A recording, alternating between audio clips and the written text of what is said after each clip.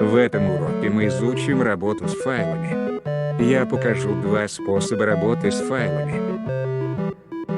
Давайте сначала откроем файл на запись и запишем в него строки первым способом.